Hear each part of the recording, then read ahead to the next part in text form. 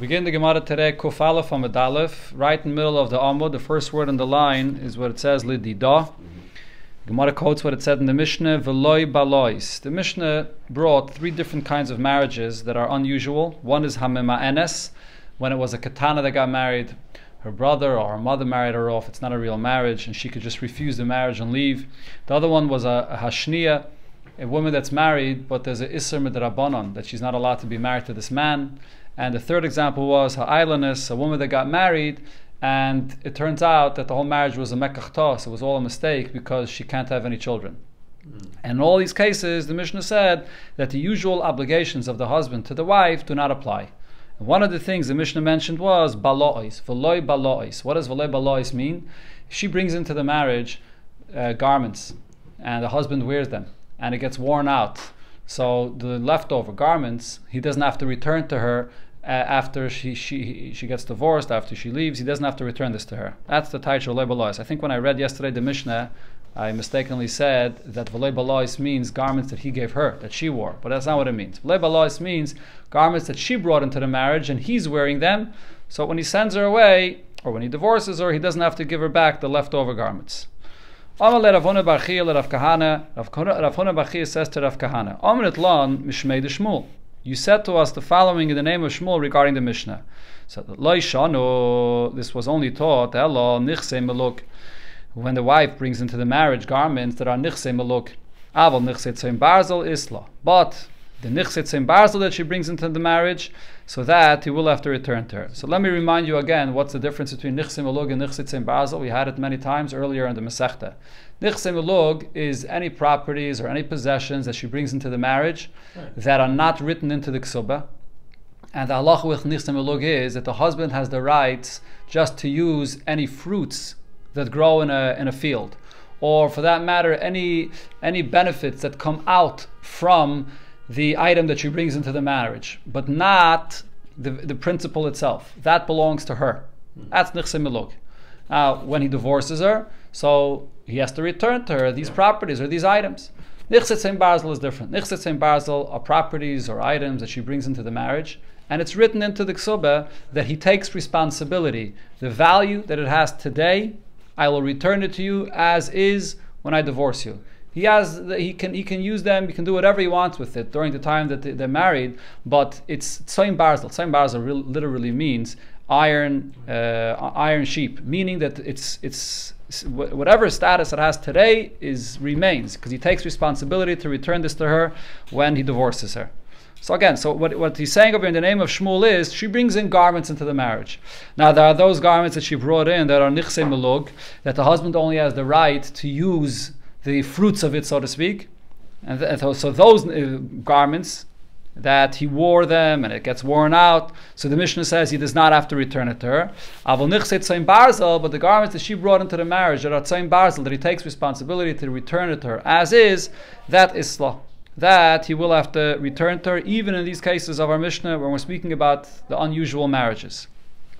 So the Gemara now will explain this. What's the reason for this distinction?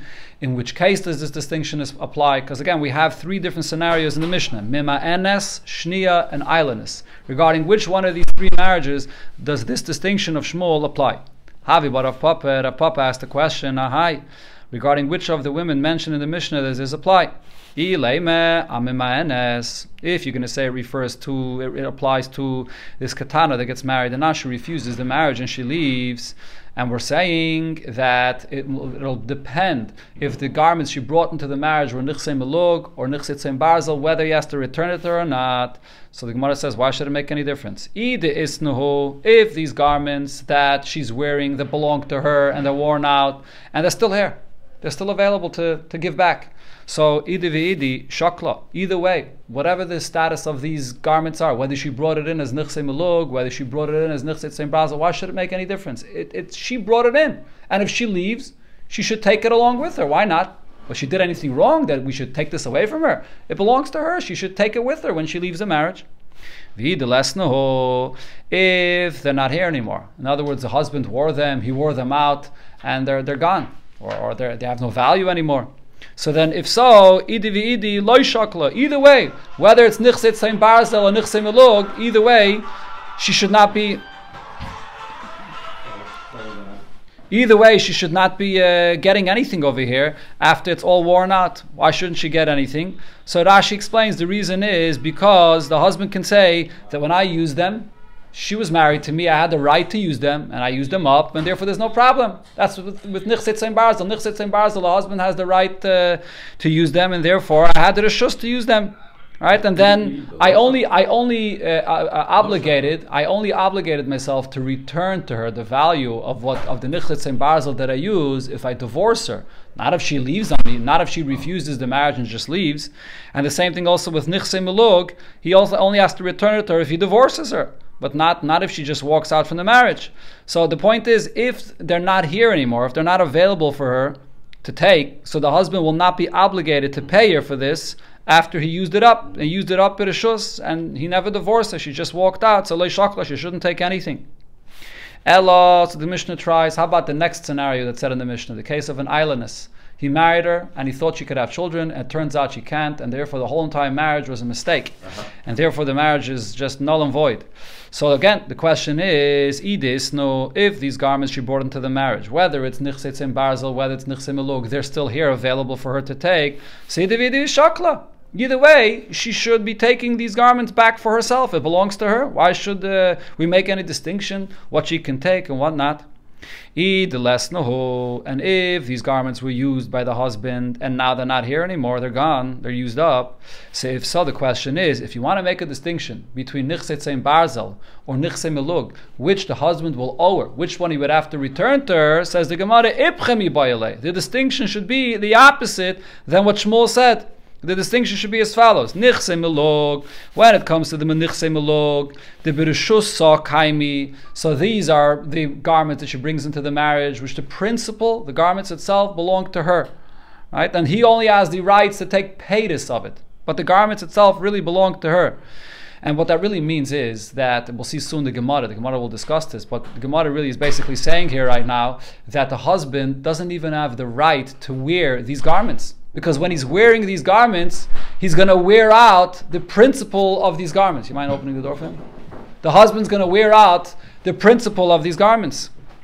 So he doesn't even have the right to wear them, b'chlal. Yeah, what does the husband have to do with these kind of garments? He has to sell them, and then he can buy a property, and then he has paytis, and he can eat the paytis of it. So when it comes to nichse milog, so it's b'reshusah, belongs to her. So therefore, now that it turns out that the whole marriage is not a marriage, right? And the husband, what's the husband saying of it? The husband said that I had no idea that this marriage is not a marriage. I thought it's a proper marriage, and therefore I thought I'm allowed to use it. But when it comes to the nichse milog, even if he thought it's a proper marriage, it's the principle belongs to her. He's not supposed to wear them. So if she's leaving now, turns out it's not a marriage, Isla, she should get them back. Nichset sein barzel, however, when it comes to the nichset sein barzel, so he takes the achrayus upon himself that he's going to return to her the value that he owes her for this. Right, so he's allowed to use them. He's allowed to do whatever he wants with them, but he took upon himself now to return them to her when he divorces her. So the lav b'reshus kaibi, so nichset sein barzel are not in her possession. He could do with it whatever he wants. So leslo. So now when she's leaving and it turns out the whole marriage was a mistake, she should have no tinus to him. He can say, I thought this was a proper marriage. You didn't tell me that you can't. I had no idea that you're an islandess. I thought it's a proper marriage, and therefore I rightfully used them, and I used them up. So now I owe you nothing. That should be the distinction. Why are we saying the reverse? Shmuel said before that the nichset sein barzel she gets back, and the nichse milug she does not get back. So the Gemara concludes and says, Ella, the only way to explain what Shmuel said is on the third case of the Mishnah. Or actually in the Mishnah it's brought second, Hashniya. Ashniya, the case of a person that married his wife and she is also to be married to him. So Issa Erva Midrabanan. So over here there's a knas. The fact that she's not getting the usual obligations that a husband gives to his wife, over here it's a penalty because of the Isser. The Konsur Rabbanon, so over here the distinction that Shmuel said makes sense. And the knas over here is as follows. The knas, Chachamim applied a knas for her and a penalty, a knas for him. And the Gemara explains, Konsur Rabbanon lidida, Chachamim gave her a knas which she deserves to get bididei from him, and the Chachamim said that she does not get this, and therefore the garments that are nichse milug, that the husband used and he used up, he wore them out. really she deserves to get paid from the husband, because these garments really belong to her. It's only the payers of them that he's allowed to use, but really you can't wear out the principle. This is something that she deserves to get paid. Since this is something she deserves to get, here is where Chachamim placed their penalty, a knas, and said that because she got married in a forbidden marriage, so therefore she does not get back that nichse melug that she would deserve. And the same thing in the reverse. Ulididei, Chachamim also gave him a knas, what he would have deserved to keep, bidida, what he would have deserved to keep from her. Meaning the nichse tzayim barzel, that he deserves to keep from her, that he has the rights to use and wear out, the principle itself, and he has the rights to keep them. Over here, Chachamim gave him a knas and said that he is going to have to pay her back. So therefore, because it's a knas, the knas applies in each, for the husband and for the wife, each one what they would have deserved. Chachamim gave the knas in this case because the marriage is forbidden, midrabanan, that they don't get what they deserve. Amar Rav Shimi Barashi. Rav Shimi Barashi said about this statement we said before, Shma mina min Rav Kahana, from what we brought before from Rav Kahana, that he brought in the name of Shmuel, we can learn from here that Ailila Glima, that a wife that brings a garment into the marriage. So what is the status of this garment? And we're talking over here about a garment that's brought in the status of nichse melug. What's the idea of nichse melug? The principle is hers, and the fruits that come out of the principle that the husband could use. Now the question is, so regarding a field that grows produce, we understand what that means. The actual field itself belongs to her, and the produce he can eat. The question is, what happens if she brings in a garment? What's the status of this garment? Is he allowed to wear them? Do I say wearing them is using the principle itself and therefore he's not allowed? Or do I say wearing them is just using the fruits of it? It's just a usage. So the Gemara says, from what Rav Kahana says, I can see that Aili lo glima, le glima, she brings in a garment into the marriage, karna have. The garment itself is considered to be keren. That is the principle itself. V'lei mechasila, and the husband should not cover himself with this, v'azl, should not go and use it and wear it, ad bali, until it will become worn out. He's using up the principle. So how do we see this over here from what Rav Kahana said? Because Rav Kahana over here said that in our case, there's a special knas midrabanan that she will not get paid for this that he wore, it was worn out, the principle of the garments itself. What do I see over here? That in a regular case, in a proper marriage, she could collect this from him. Right? The fact that he wears out her garments, that's not paytis. That is the principle itself. And therefore he's not supposed to be wearing it. And if he wears it out, he's going to have to pay her. That's what I see from here. Says the Gemara, but for Rav Nachman, but didn't Rav Nachman say, pay to have garments she brings into the marriage? If it's a question of whether he's allowed to wear these garments, he is. Rav Nachman says it's like fruits. It's just a usage of it. It's not the principle itself, and you're allowed to wear them. Says the Gemara, you're right, that Rav Nachman pliege. Rav Achman argues on what we said over here from Rav Kahana, that wearing the garments itself is like the principle, and the husband will have to pay her back for this. Going back to what it said in the Mishnah, Ein len ksube. These women here, whether it's the Mama'enes, the Shnia, the Islandess, they do not get a ksube when they leave the marriage. Shmuel, so Shmuel said, Lo yishanu ela manu masayim. When it says they don't get a ksube, that refers to the basic amount of the ksube, whether a mana or 200. Avol Taisvis, but any additional amount that the husband added to the ksube, yashlen. The additional amounts the husband will have to give them when they leave the marriage. The Mamanes, the Shnia, the Islandess, that additional amounts he has to give. And the reason is, as Rashi says, because that's an additional gift that the husband promised to give. That gift that you promised to give, that you're obligated to give. I mean, the basic amount that Chachamim obligate you to give. So here in these marriages, you don't have to give over. The gift that you said you're going to give, Rashi says, Chibas Bia, he says he's giving her a gift that he has to give. Tani Nami Hachi, we learned this in the Brais as well. Nashim she'amru Chachamim. Regarding these women that Chachamim say, Ein lehem ksubeh, they do not get a ksubeh. So this expression, Ein lehem, that they don't get ksubeh. So this is Kagoyin ha'ma'enes v'chavreiseh. Like this ma'enes, the ketana that's married and she refuses the marriage, she walks out of the marriage, or anyone that are similar to her. The other ones that I mentioned over here in our Mishnah. So Ein lehem manu masayim. They don't get the basic ksubeh of 100 or 200. Avol Taisefes, any additional amount that the husband promised her, yashlen, that they do receive. Nashim Sham Chachamim Yeitzes Shalei B'Ksubeh, those women that Chachamim say that they leave without a ksubeh. So over here it says Yeitzes Shalei B'Ksubeh, they leave without a ksubeh. Kagain, and this refers to like those we mentioned earlier in the Masechta, Iveres Aldas. a woman that is not following the religion. There are certain things that she's doing that the husband has the right to just divorce her and not even give her a kesubos. We had before in the Mishnah, it brought different examples of what this refers to. It doesn't cover her hair and different things that she's not behaving properly. Or others that are similar to her. Rashi says this refers to a case you marry a wife and it turns out that she has vows she made, or turns out she has different blemishes you weren't aware of, and therefore she takes a get without any kesubos at all. Ein lem toisefes. They don't even get the additional amounts that the husband promised her either.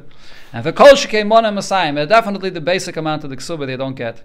A woman that leaves because there's a bad rumor about her, that she had a relationship with someone else, so netelas mashalafaneh v'yetze. She can take whatever she brought into the marriage, what's still here available, she takes that which belongs to her and she leaves. She doesn't get a kesubos, but this that she brought into the marriage, her possessions, she takes it home with her and leaves the marriage. This is a proof to what Rav Huna said. Rav Huna said, Zinsa, person's wife that was mizana, she had a relation with someone else. So even though now he divorces her, she doesn't get a kesubos, but loy hifsida b'loisa, she does not lose any worn out garments that she brought into the marriage and are still here. That b'loisa kayama, that is, those garments that are still here and available, she doesn't lose that. She takes it with her. Tani Tana Kamed Rav Nachman. Now there was a Tana that taught about this halacha in front of Rav Nachman, and he actually taught that the Braisa says Zinsa, if she's mizana with someone and she has possessions that she brought into the marriage, Hifsida Bloisea Kayamin. She leaves the marriage and she doesn't get a kesubos, and she also loses even these garments that she brought into the marriage, and they're still here. She can't take them back home with her. This is nichse melug. That's what Blois said. She loses this as well. Correct. Everything. So Amalei, so Rav Nachman asked and said, Im hi zinsa, if she herself was mizana and therefore she doesn't get a kesubos, but keleha mizanoi, her garments, her possessions that she brought into the marriage, they did not do anything wrong. In other words, it's an expression. He's saying, why should she lose her ownership? Her ownership that she has on these garments, they belong to her. Why should she lose them? How can we take away her monetary ownership of this? Mm-hmm. So Taniz, therefore Rav Nachman says, you should learn in the Braisa, lo yefsida b'loisa kayaman. She does not, we're on the next page, she does not lose these garments that are still here, that belong to her. Rabbi Bachana said in the name of Rav Yechanan that this subject is actually a machlokes, and the way you have to read this brayse is Zu divrei Rav Menachem stimta. This is the brayse we quoted before, that she does lose these garments that she brought into the marriage. So this is really Rav Menachem, even though the brayse was said stam without a name, but this is Rav Menachem. However, Chachamim say zinsa, even if she's mizana with someone, she does not lose those garments, those possessions she brought into the marriage. When she leaves, she can take back home what belongs to her. So we go to the point of Chachamim? Yeah. The Gemara continues, what did it say in the Mishnah regarding the islandness? So the islandness, when she leaves the marriage, and it turns out that the whole marriage was a mekach tos, because the husband had no idea that she's an islandess. So then she doesn't get kesubos and all the other things that a husband usually has to give the wife. But the Mishnah said, in the beginning when he married her, she told him, it was known that she's an islandess. So it wasn't a mekach tos, it was a perfect marriage. So then if he divorces her, he has to give her a kesubos and everything else. Then afterwards the Mishnah brings the halacha regarding an almana that marries a kohen gadol, or a grusha that marries a kohen hedyot, that over there when he divorces them, he will have to give a kesubos. So the Gemara says as follows. Amar Rav Huna said, islandess, Isha ve'ena Isha, person that marries an islandess, again a woman that can't give birth, sometimes she is a proper wife and sometimes she's not a proper wife. It's not a real marriage. Almana, if a kohen marries an almana, kohen gadol marries an almana, so Isha gemura. Either way, she's always going to be a wife. It's a perfect marriage. And the Gemara explains, islandess, Isha ve'ena Isha. What does it mean that an islandess, sometimes she is his wife and sometimes she's not his wife? Hikirba, if he recognized that she is an islandess before the marriage, so then yesh la kesubos. So then it's a proper marriage. He knew about this, so he has to give her a kesubos if he's divorcing her. Lo yikirba, but if he had no idea about this, so then ein la kesubos. Now it's a mekach tos. It turns out she's an islandess, so if he divorces her, she gets no kesubos. Almana, however, when it comes to a kohen gadol that marries an almana, isha gemura. Either way, she's always going to be a regular wife. It's a good marriage. Bein hikirba, bein lo hikirba, whether he knew about this, that she's an almana before he married her, whether he did not know about this. Either way, yesh la kesubos, she gets a kesubos. This is Rav Huna's opinion. Rav Yehuda says, achazu v'achazu, whether it's an islandess, whether it's an almana marrying a kohen gadol, the same halacha applies. Isha ve'eni isha. Sometimes it's a proper wife, it's a good marriage, and sometimes it's not a wife. And the distinction by both of them is the same. Hikir ba, if he knew before the marriage that she's an islandess, or she told him also that I'm an almana, yesh la ksubah. So then, if he divorces her, he has to give her a ksubah. Lo yikir ba, if it was not known, he had no idea that she's an almana, or he had no idea that she's an islandess, then ain la ksubah. Then she does not get a ksubah. So according to Rav Yehuda, the halacha of an almana to a kohen gadol and the halacha of an islandess is the same. Meisvei. So the Gemara now asks on this. Kinsa b'cheskas shehi kain. The Braisa here is speaking about a kohen gadol that's marrying an almana, and the Braisa says if he marries her knowing that she's an almana, b'cheskas shehi kain, she made it clear to him, I'm an almana, and v'nimtzas shehi kain, and it turns out that she's an almana, yesh la ksubah. So then, when he divorces her, he has to give her a ksubah because it was known to him. That's what the Braisa says. So what do we see from this Braisa? When is it considered to be a proper marriage that he has to give her a ksubah? Only if it was known to him. But if he just married her and it was not said anything, it's unknown what her status is she an almana or not, what would be the halacha then? Ein la ksubah. So then she does not get the ksubah. So this is a question on what Rav Huna said. We see over here clearly in the Braisa that if it's a situation by a dalmana where it's unknown to the husband before he married her that she is an almana, she will not get a ksubah. Rav Huna before said that by an almana that married a kohen gadol, it doesn't make a difference if it was known to him or not. Says the Gemara, no, that's not how you have to be medayik from this Braisa. Loi teime, don't learn out from this Braisa that ha stame ein la ksubah, that if it was stam, he married her and it was not said anything, he has no idea if she's an almana or not, that then she will not have a ksubah. Ela eime, rather read the Braisa as follows: Kin sabacheskas she'eino kain, if he marries her and the wife tells him in the beginning clearly, I am not an almana. And then it turns out turns out that she is an almana. She deceived him. She clearly deceived him. So then, ein la ksubah. So it's absolutely a mekach taz, correct, and therefore there's no ksubah here. Okay, so that's how you have to understand from this Braisa. So, no, first, but then he found out. Correct. He found out that she lied. She deceived him. Well, stame, says the Gemara. So then what would that mean? Stame, if nothing was said when they got married and it was unknown to the husband, the kohen gadol, what her status is. What are you going to say? What's the halacha then? Isla, you're going to say that then she still gets a ksubah when it was unknown? If so, the tani, why does the Braisa say b'cheskas shehi kain v'nimtzas shehi kain, that when does she get a ksubah? If she made it known that she's an almana and it turns out that she actually is an almana, then yesh la ksubah, then she has a ksubah. Lishmeinon, let the Braisa let us know a bigger chiddush. That stame, the Bach adds in here a few words, stame yesh la ksubah, that even in a case where nothing was said, even then she still gets a ksubah, and v'kol shekeina, and most definitely if she made it clear in advance that I am an almana, that she would get her ksubah. Why does the Braisa have to say the case where she spelled out that she's an almana? Another thing the Gemara brings here, clear Braisa. Tani, we learned in another Braisa where it says as follows: Kinsa biyadua. If he married the almana and it was known that she's an almana, and v'nimtzas biyadua, and it turns out like it was known that she's actually an almana, so then yesh la ksubah. She gets a ksubah when he divorces her. Kinsa stam. If he married her and it was not said, it's unknown what her status is, and now it turns out that she's an almana, so then ein la ksubah. In such a case, she does not get the ksubah. So to yufte, because it was unknown, and the husband that married her, and the whole marriage is considered to be a mekach tas, a mistake, when it turns out that she's an almana. So tiyufte de Rav Huna, this refutes what Rav Huna said. Rav Huna said regarding an almana, even if it's in a case where it's unknown, so then the marriage is going to be a good marriage. But here the Braisa clearly says that if it's stam, then she's not going to get a ksubah. It's not a good marriage. Okay, so this refutes what Rav Huna said. Now the Gemara explains why Rav Huna had said what he said. Says the Gemara, Rav Huna masnisen at isei. Rav Huna, the language of the Mishnah that we learned before on Daf Kuf, that caused the mistake that he made. Why? Because Hu Savar, he thought learning the Mishnah midikam maflik ba'aylanis. The Mishnah says this distinction regarding aylanis. By the case of the aylanis, the Mishnah says it depends if it was known before he married her that she's an aylanis or not. When it comes to the case of the almana, the Mishnah then says that a person, a kohen gadol that marries an almana, he has to give her the ksubah, and there it does not make a distinction whether he knew she's an almana or not. So Meklal, from this Rav Huna learned out the almana, that when it comes to an almana, that even in a case where it's a stam and it was unknown, still she's going to get the ksubah. That's how he understood from the Mishnah. But v'loihi, as we see here from what we learned from the Braise, that's not true.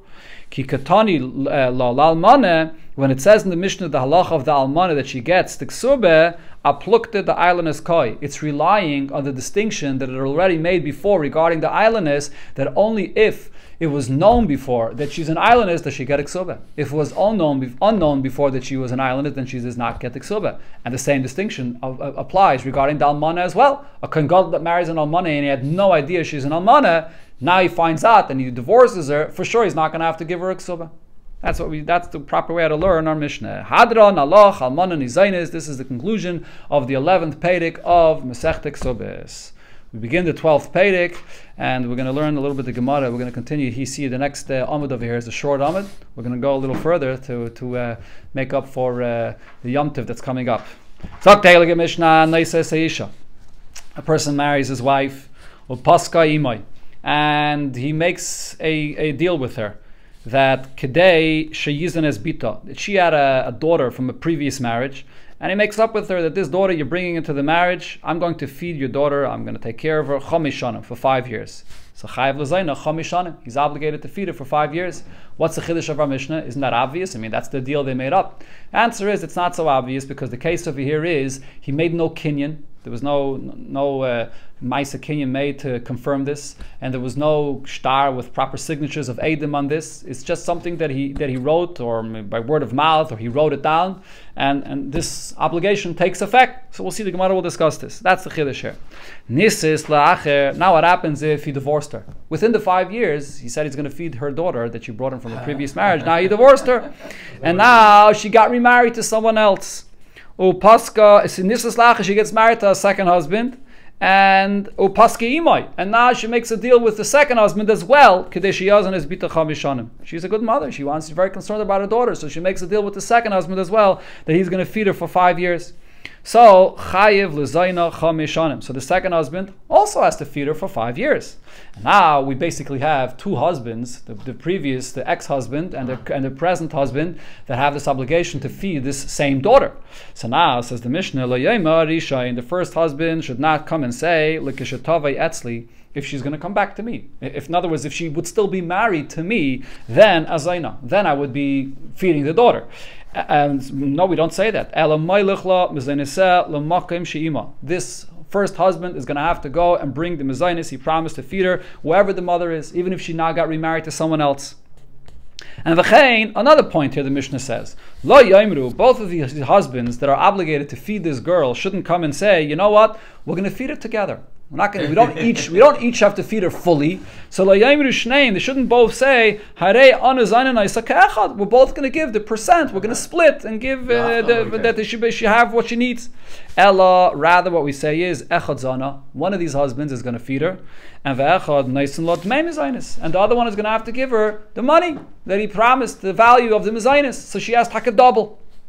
Now what happens if this story goes even further? Nisis, if this girl now this daughter went and got married, so Habal Noisin Lo Mezainis, so now that she's married, her husband has the obligation to feed her. So now her husband is feeding her. But she has those husbands of her mother that also still have the obligation to feed her. And for hey Noisin Lo, Demei Mezainis, and they're going to have to also give her, not actual Mezainis, her husband's already feeding her, but they're going to have to give her the money, the value of that Mezainis that they promised. So now she gets a triple portion. Hey, so now what happens if any of these husbands pass away? So now they passed away and they have their own daughters that the wife had in this marriage. So what's the halacha? One of the conditions, we learned so many times in this Masechta, a person passes away and he had his daughters. One of the conditions of the Kesubos is that the daughters get fed from his possessions. Right? That's the Tanai of the Kesubos. So now B'nai Seyen, their daughters, the daughters of the husbands that passed away, Nizainis, they get fed. That's the condition of the Kesubos. But what do they get fed from? Minachasim b'nei chayrin. Only from properties that are still here available, not properties that were already sold off. That's the halach of the mezainis. You only take from b'nei chayrin. Okay, we learned about this earlier in the Masechta. You can't go and take from buyers for this purpose to feed the daughters. But vihi, however, that's b'nei chayrin. Free and clear. It doesn't have a mortgage. Correct. B'nei chayrin here means properties that were not sold yet, that are still here. Okay. But vihi, this daughter that there was a special deal made with the husband, that the wife that came in with a daughter from a previous marriage, and she made a special deal with the husband, and it was written. The case over here is actually that it's written down that he's taking an obligation to feed her for 5 years. So this daughter, she could actually collect even from properties that were sold. She's even stronger, she's even better than his own daughters, because she has a star. The Mishnah says, she's just like a regular person that money is owed to them. She has a star that says that she has a star that the husband wrote, that he made a deal. When the Mishnah says Pascha, he wrote it down, even though it wasn't a proper star made with Eidim, it wasn't made with a Kinyan, but she does have a star that says that the husband is going to give me Mizainis for 5 years, and therefore she can collect even from buyers. Now the Mishnah concludes this whole story here. Hapikchem, those smart husbands that they're getting married to a wife, and she brings in a daughter from a previous marriage, and the wife wants the husband to write that he's going to feed his daughter from a previous marriage. So what would the smart husbands do? They would write in this, when they would make this deal, they would write and make it clear, Almanas she'ozen es bitcha. Yes, I'm taking the condition that I will feed your daughter chamishanim for 5 years. Kozman shatimi, but they would add these words: as long as you're with me. If she gets divorced or he dies, she gets remarried to someone else, then he does not have that obligation. Right? So he doesn't spell it out clearly. If I divorce you, it's not, you're not going to write that when he's marrying her, but he writes as long as you're with me. Okay, the Gemara starts here with a machlekes between Rabbi Yochanan and Reish Lakish, and then it brings back from our Mishnah. Itmar, we learned the following machlekes. A person comes and tells his friend, I owe you a mana. He's obligating himself. I owe you a mana. So Rabbi Yochanan Amachayev. Rabbi Yochanan says he'll be chayev to pay that. But Reish Lakish says pater. He's pater to pay this. Okay, so the Gemara wants to understand what's going on over here. What exactly is the case? Hey chidami. In what case are they arguing? Idam malahu atemeida. If the case over here is that Reuven tells Shimon, I owe you a mana, and there's Edom standing here, and before Reuven says this to Shimon, he turns to the Edom and he says, you're going to be witnesses to testify to see that I'm saying that I owe him the money. If he said that, so then for sure obligating himself should be effective. In my time with the Reish Lakish to kapata. Why would the Reish Lakish say that you're pater? Rashi over here brings that this is a Gemara in Sanhedrin. When a person says such a thing, that I owe you a mana, if he's telling Edom that you're here to witness this, so that means it's serious. He's not just saying it as a joke or some kind of whatever motive he has, but he's saying, Edom, I want you to pay attention, and this is real. So why would the Reish Lakish say he's not obligated to pay this? And if he does not turn to the Edom and say, you be my witnesses for this, so then he's not necessarily serious. He can have all kinds of reasons why he's saying this, but we don't have to take serious what he said. So my time with Rabbi Yochanan become a chayev. So why would Rabbi Yochanan say that a person would be chayev when he says this? So the Gemara says, the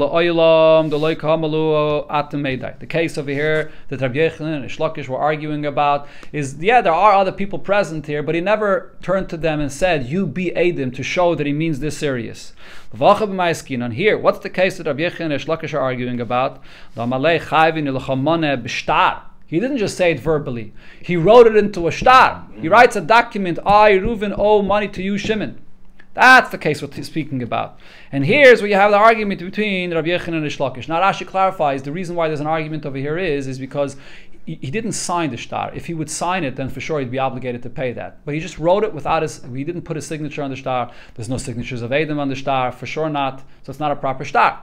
And there's no kinyan here. So now the question is whether, if he gives this to this person, is that going to take effect? Is he going to be obligated to pay this?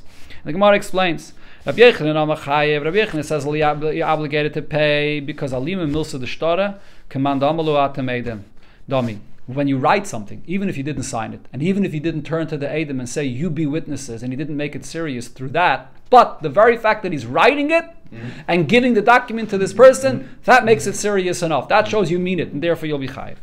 Reish Lakish says pater. Reish Lakish says no, you'll be pater because loy alima milsa the shtar. Just writing it down does not necessarily mean that you're serious. Just like if you would say it verbally and you don't turn to the Eidim and say, be Eidim for this, we don't take that serious. Even if you write it down, but you didn't sign it, you just wrote it, that's not serious as well, and you're not going to be obligated to pay. Let's say you wrote it and you signed it without Eidim. You signed on it. No, if you sign, so that's why I keep on saying. Rashi here clearly says, well, this is based on what we learned early in the Masechta. If a person signs it, then he will be obligated to pay. Here we're talking right. Here we're talking about the Machlokes of Rabbi Yechon and Shlokish is just writing it without any signature.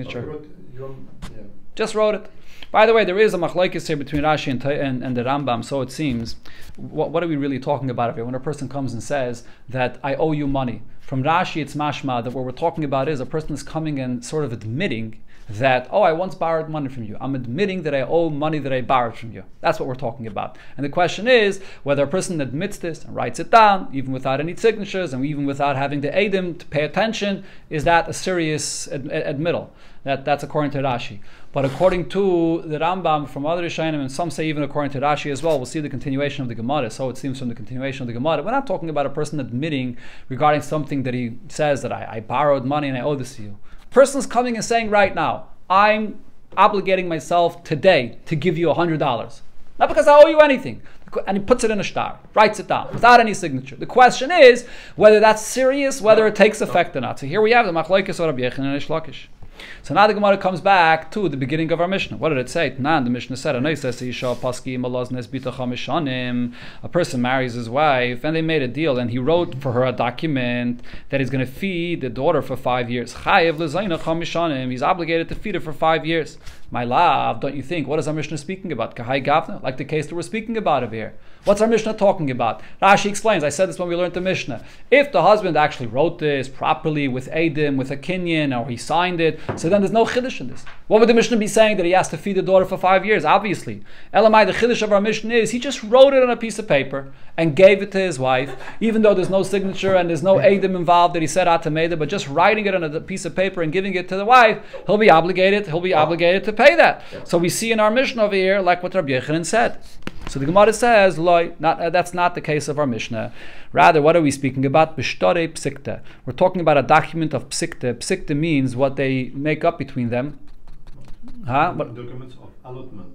Okay, this is what's called today the Tnoim. As Rashi here says, the conditions that the Mechutanim make at the time of the Chasana, what the father of the Chassan is going to give, what the father of the Kala is going to give for the marriage. So in that shtar of Psikta, this contract that's made by the time when the engagement or when they come to the marriage, in that contract the husband wrote in that I'm going to feed your daughter for 5 years. That's what we're speaking about over here. And that's why he's obligated for this. Psikta is not musharli. Tnoim. This is what it means. Rashi says here that the chiddush over here is that there's no kinyan made for this. Right? You have no Eidim that signed this either. And there's no kinyan, sorry, just a moment. There are Eidim that signed this. Rashi says this is a Tnoim. It's a Tnaim made in front of Eidim, and the Eidim sign it actually. The Eidim sign it, but there is no Kinyan made. Right? It's because there's no Kinyan made, so therefore over here, usually it would not take effect, because Eidim are not signing this, it's not a proper shtar, and it's, again. Eidim are signing it, but there's no proper Kinyan, so usually it would not take effect. But over here, because this is something which is made for a marriage, this obligation takes effect. And the Gemara quotes the source for this. So Rav Gidl, like Rav Gidl said, the Amar Rav Gidl Amar Rav Gidl said in the name of Rav, that when it comes to a chasana, so they make the tnoim. And now the father of the Kala says, Kamat noisin lebincha. How much are you giving for your son that's getting married now? Kach v'kach, and they make up exactly what he's giving. And then the father of the chassan says, V'kamat noisin lebitcha. How much are you giving for your daughter that's getting married? Kach v'kach, and they make up the amount, and this is written down. Amdu v'kitshu, they go ahead and they get married. According to some Rishonim, it's only if they actually went and got married right then and there. Kanu, so then this kinyan, this takes effect. Hein advarim haniknim ba'amire. This is something unique where the sale, the acquisition, the obligation to give takes effect just by words, just by writing it down and having Eidim sign it, even without an actual Maisa Kinyan. And the reason we'll see soon in the Gemara, the Gemara says the reason is because of the happiness, the excitement of the marriage. So usually you have to have a Maisa Kinyan for this to take effect. But over here, because of the excitement of the marriage, a person is for sure obligating himself for this, and therefore it's going to be a Kinyan through just the words. Okay, so that's the case of what our Mishnah was speaking about. Now the Gemara tries to bring another raya to this machlokes of Rav Yechon and Reish Lakish. Again, the machlokes over here is just writing something on a piece of paper and giving it to someone. Does that obligate you? Toshema, so the Gemara brings from a Mishnah in Bechayris. It says there, cost of l'kayin. A person writes for a kayin, shani chayav l'chacham ishlam. He writes him in a document. He doesn't have money for the pidyon aben. So what does he write? He writes in a document, here, I owe you the 5 silver coins, the 5 slayim for the pidyon aben. Okay. So what's the halacha? Chayiv litin lecham ishlam. Because he wrote this in a document and he gave it to the kayin, he's going to be obligated to give those 5 slayim. However, the son will not be redeemed. He's not, the pidyon aben has to be with actual 5 coins. So even if he's later going to give the 5 coins, it's not going to be a pidyon aben. When he writes this into the document, he's obligating himself, this is the way the Gemara understands now that Mishnah, he's obligating himself to give 5 coins in addition to the pidyon aben. Not because he's obligating himself now, he's writing, I'm going to give you these 5 coins, and then he has to give that, and when he gives it, that's a separate gift he's giving to the kain. It's not going to work for the pidyon aben. Now the point is, what do you see from here? Yeah, then the pidyon aben, he's going to have to do that separately. So what do I see from what it says over here? That if you just write a document and there's no edim that are actually for sure paying attention, you never said atam eidai, the person did not sign it either, just giving this document to the kain obligates you to give that, and when you give it, it's for this obligation because you wrote it, like Rabbi Yechanan said. You're obligated to pay when you are machayev yourself in a document. Says the Gemara, that's not the pshat there. Shani Hasam, the Meshubad Le Midayraisa. Over there, he has to give these 5 coins because of the Pidyon Aben, Minat Teire. That's what he's writing when he says. He says, I'm writing to you that I owe you those 5 coins for the Pidyon Aben. Says the Gemara, so Yachi Amai Kasav. So why is he writing this to this kain? If he doesn't have the money right now for Pidyon Aben. So when he'll have the money, he'll do the Pidyon Aben. Why is he writing it now for the kain? Says the Gemara, Kedei Levarer Loi Kain. Because he wants to make it clear which kain it is that he's going to have to give the money for the pidyon aben, that he's choosing this kain and he's not going to give it to any other kain. He's sort of obligating himself to use this kain and not any other kain. Says the Gemara, so if so, what does the Mishnah there say? Benai, the son, right? If afterwards you give the money, the Mishnah said, then the son is not redeemed. But why not? Benai amayin a padi. So why is the son not redeemed? He's choosing this kain, and then if he pays up what he has to give for pidyon aben, so why shouldn't it be good? Says the Gemara, Kida Ola. The reason is like what Ola said, that Ula said, the Ama Ula dvar Teire padi, really minat Teire, when you give those 5 coins to this kain, so the pidyon aben should take effect. But in my time, Amru b'nayene padi, why did Chachamim say this? Is only a gzeira midrabanan. Chachamim said that the baby is not redeemed. Gzeira shemeyayimru paidim b'shtarais, because there's a gzeira that if you're going to allow the pidyon aben to take effect in this case, then people may say that you can do pidyon aben with a shtar, and that's a shtar from a third party. If you have a shtar that someone owes you money, someone owes you 5 slime, and you take that shtar and you give it to the kain, you may think that just like over here, there was a shtar involved in this pidyon aben, so too you can use a shtar from a third party as well. So it's a gzeira midrabanan. Amar Rave, now Rave says, this machlekes between Rabbi Yechon and Reish Lakish seems to be a machlekes Tanaim. Ke Tanai, I'll bring you here the following machlekes Tanaim. It says as follows: Orev hayetze acha chitim shtaris. What's if you have a shtar and there's a loan in the shtar that someone borrowed money, and you have the signatures that signed the shtar, and then below the signatures, someone came and added an arvus, meaning that I guarantee this loan that if the loiva does not pay, I will pay. Separately. But it was written below the signatures. That's what acha chitim shtaris means. So now, goyvim and achasim b'nei chayrin, so the malve, the lender, can come and collect only from properties that are in his possession, not any properties that were sold off, right? Because this is not part of the regular shtar here. It was not written before the signatures. It was written after the signatures. So if it's not part of the regular shtar, you can't collect from the chasim ben mishubadim. But you still could collect when he obligates himself, just writing it into the document, even though it's below the signatures, he will become a guarantor. He will become an arev, and the lender could collect from him. This incident came in front of Rabbi Shmuel, such a kind of shtar where the guarantor wrote that he guarantees. He wrote it below the signatures, and he said that you can collect from him as long as he has properties in his possession. Now Amalei Bananas argues and comes and says, no, the lender can't collect from this arev that wrote below the signatures, that he guarantees this loan, you can't collect from him anything. It doesn't take effect. You can't collect not from the Chasam Nechayrin and not from the Chasam Shabadim, nothing. Amalai, so Rabbi Shmuel says to Benanas, Lama, why not? Why can't he collect? If he writes that he obligates himself to be audit, why shouldn't he be able to collect? Amalai, so Benanas answers and he gives the following mashal. He says, Hare, or the following incident. Hare shaya chaynik es chaveri b'shuk. What happens if you see somebody is choking his friend in the street? So someone owes him money and the guy doesn't want to pay, so he's choking his friend to get him to pay the money. And now a third person, a friend, comes along and says, Hanachle, leave him go. I'm going to pay you the money. So this person that comes and says, I'm going to pay, leave go from this guy and I'll pay. Will he be chayav to pay? Potter. For sure he's going to be potter. Why?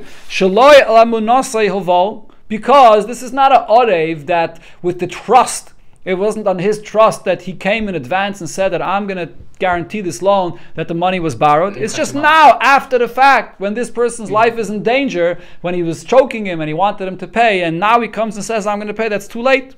So over here as well, what's a banana saying? If a person just comes and takes the shtar, after the shtar is written, after the Adam signed it, and he just adds a line afterwards and says, I guarantee this loan, it's worthless. He's not going to be able to guarantee the loan just by writing it on the document. Says the Gemara, so now, lame, shall we say, Rabbi Yechanan, Rabbi Shmuel. Rabbi Yechanan's opinion is exactly what Rabbi Shmuel said. What does Rabbi Yechanan say? When you just write something on a piece of paper, and it's not a proper shtar, you don't have proper edim, and you just give it to somebody, that obligates you. So over here as well, Rabbi Shmuel is saying in this Braisa that if you just write that line below the signatures, that obligates you. Now the lender can collect from you Chasam Nechayrin. Reish Lakish that says just writing a piece of paper and giving it to someone that you obligate to pay money, you're not going to be obligated. And that's what Bananas is saying over here. Bananas is saying a guarantor that writes that I guarantee this loan, it does not take effect. It's below the signatures. So the Gemara says, Alibe de Bananas. Now, according to Bananas, you're actually right. Kula Amale Pligi, nobody will disagree that the opinion of Bananas will not go according to Rabbi Yechanan, because Bananas over here is saying that if a person writes that he's guaranteeing, it does not take effect. Right? And this Rashi explains that a person writes that I will be a guarantor.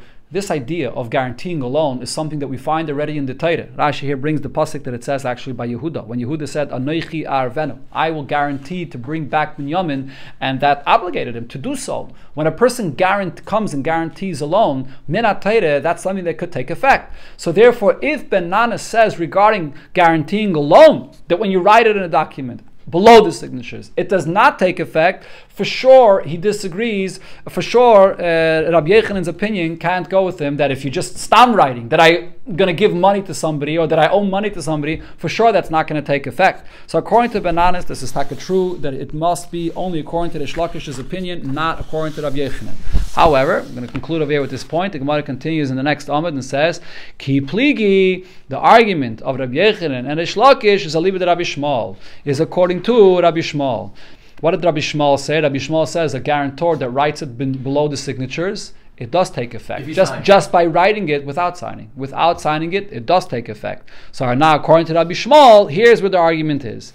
Rabbi Yechanan, Rabbi Shmuel. Rabbi Yechanan says, look, my opinion is like Rabbi Shmuel. Rabbi Shmuel says a guarantor just writes that line and it obligates him to pay. So too, any person. Reuven comes to Shimon and gives him a document that says, I'll give you money. It takes effect and he has to give him that money.